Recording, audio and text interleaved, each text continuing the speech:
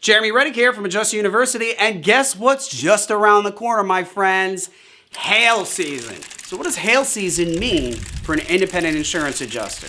Hail season is a fantastic opportunity for people like me, field property adjusters, and even non-field adjusters to make a ton of money just as long as you get the opportunity to go out to an area that's significantly affected by hail. Now, why are hail deployments so desirable for independent field property adjusters? Well, let's run through the numbers. Now, what you first have to understand is that hail will affect an area that could be an entire town, it could be part of a town, it could be part of a city, but it can affect several structures in an area that's focused, usually inside of one parish, inside of one county, what have you. Now, what that does for you as a field property adjuster is it keeps you contained in a certain area. So if a hurricane hits land, it usually hits land and goes inward. So it could be a very wide range of affected homes, but a hailstorm is going to be much more concentrated. So if you get the opportunity to go out to a hailstorm, you're going to work a much smaller area. You're going to be able to jump back and forth. It's not uncommon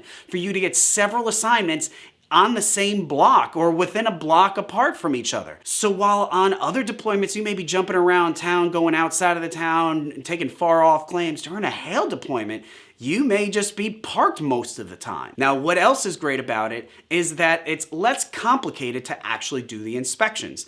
You're generally not going inside unless it's just massive hail that actually pierced through roofs. But generally, if it's hail that's a 1/4 of an inch size, nickel size hail, it's affecting shingles, and that might really be it. Some parts of the country, they don't even have vinyl siding or anything like that. It might just be masonry siding, so you're not worrying about the siding. There may not even be gutters typically on the houses that you go to. There are several circumstances where you may just be looking at roofs. So if all you're doing is looking at roofs, then your job is actually really, really easy, and coincidentally, you still get paid well for it. So think of it like this. You go out to a house that's 2,500 square feet. Let's say that the roof itself is approximately 3,000 square feet, otherwise known as 30 squares. So you're gonna write up an estimate for just that roof because there was masonry siding, there was no gutters, no downspouts, nothing like that. It was only the roof that was affected. So you're just gonna replace the shingles, and odds are that the shingles that you're replacing, the actual roof covering itself, is gonna be the same material as all the other roofs that are in that area that you're already looking at. Now, how long does it take to actually write that estimate up? Well, it's actually really, really easy to write that estimate up. Almost anybody can do it. Even if you're really, really new, you can figure it out rather quickly, especially if you have a fantastic macro to work off of, like the 6-figure macro does inside of the Xactimate Gold Training Suite. Check out the link in this video. I'm gonna drop that link in there for you too. So you drop that in there. Now, if you're dealing with like a 30 square roof, you might be writing up an estimate for like $25,000. Now, that estimate itself for $25,000 really only took you about, I don't know, 15 to 30 seconds to drop those line items in there and critique them the way you need to. Of course, you're gonna have some other things that you gotta do your photos, write up the report, but everything is very, very cookie cutter. So while working at home, if you write up an estimate for $25,000, you might walk away with $800 to $1,000 for your work.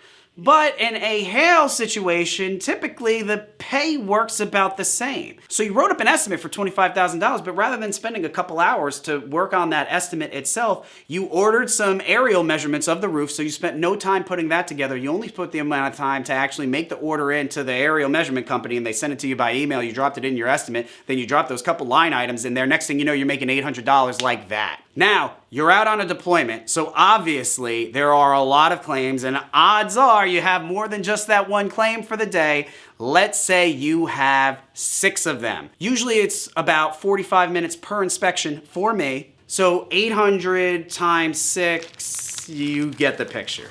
So hail deployments sound really, really fun, right? They are, but here's the tough part. They aren't like hurricanes. They aren't such a massive deployment opportunity. Usually these IA companies, they only need to send out a handful of adjusters to service their clients. So if you don't have the skill or the experience behind you, it could be very, very tough to crack into this side of the business. So here's a big question.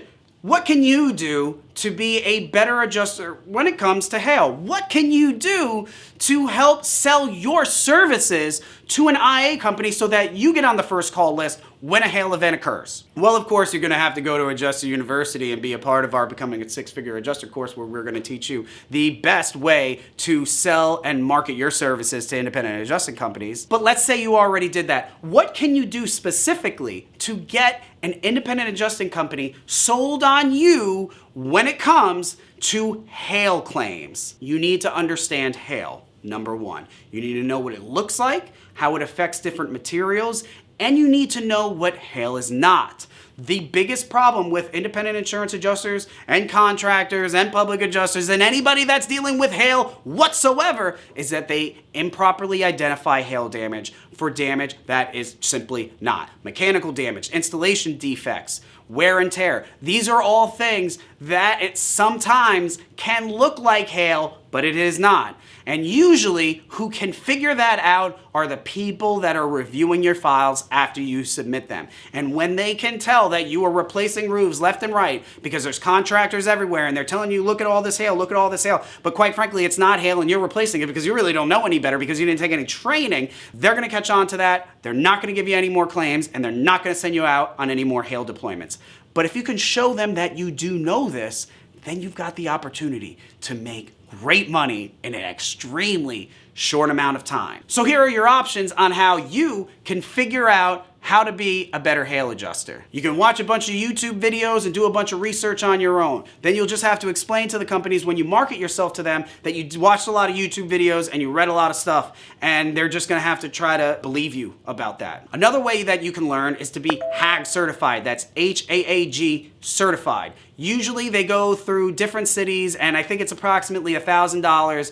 You go to their in-person seminar, it takes a couple days, and then you can get certified. It's gonna cost money to maintain the certification, but you'll have it. After 2 years, it does expire, so you have to pay them some more so that you can maintain it, and you get to say that you're HAG certified, you sat through a class, and you took an exam at the end, and you didn't cheat, and now you have this certification. Or you can do it my way. You could go over to adjusteruniversity.com and check out our residential hail certification. This is a course that I put together to get students fully acclimated to what it is like to handle a hail claim, how to identify hail and what is not hail. And at the very end, as long as you pass our exam, you get your own Adjuster University certification. This is completely online. You do not need to go to the nearest major city. You do not need to pay over $1,000 for this. You do not need a hotel. You do not need to continue paying Adjuster University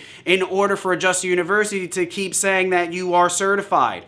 You pay one time, one fee, and that's it. By doing so, you have the ability to go to an independent adjusting company and say, I have a certification from Adjuster University. I've taken this. I understand what hail damage looks like as it pertains to roofing materials and siding materials that's commonly found on residential buildings. Not only that, but I have the knowledge, and that nobody, and I mean nobody, is ever gonna pull a fast one on me because I got educated from Adjuster University. So you know what my recommendation is. I'm gonna drop the link to the Residential Hail Certification course at Adjuster University with this video.